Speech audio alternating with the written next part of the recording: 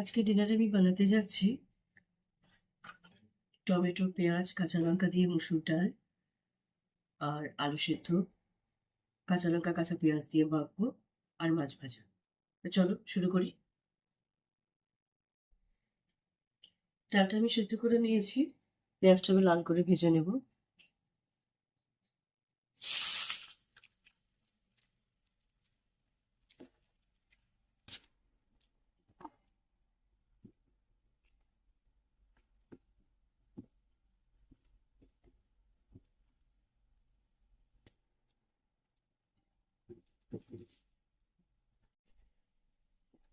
পেঁয়াজটা brown colour হয়ে গেছে, টমেটোটা দিয়ে দেবো।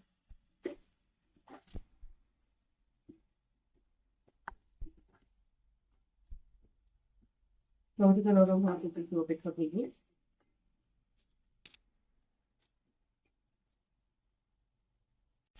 টমেটোটা নরম হয়ে গেছে, ডালটা দিয়ে দেবো।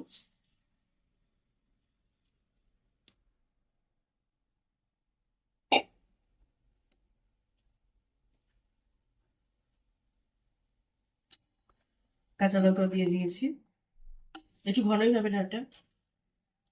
এবার দেবো পরিমাণ মতো হলুদ,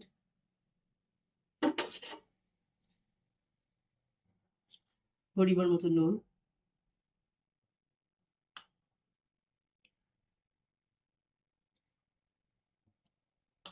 আর পরিমাণ মতো মিষ্টি, কারণ মুসুর ডালে একটু মিষ্টি হলে ভালো হয়, একটু বেশি মিষ্টি দেবো।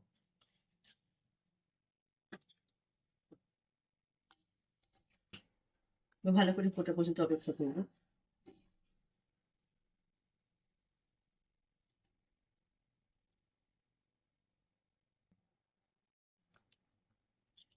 ডাল ফুটে গেছে, এবার নামিয়ে নেবো।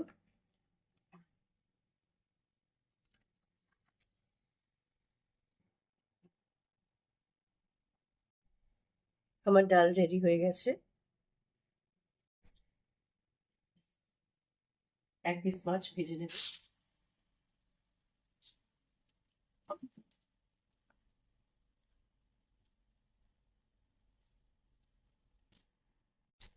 মাছটা একটু নরম হয়ে গেছে, একটু ভেঙে গেছে। ঠিক আছে, আমার থালি গোছানো কমপ্লিট।